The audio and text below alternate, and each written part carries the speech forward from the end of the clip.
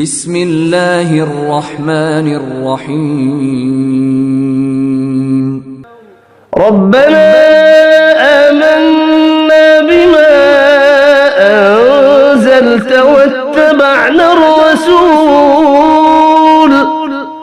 واتبعنا الرسول فاكتبنا مع الشاهدين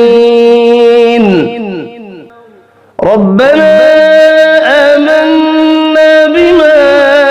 أنزلت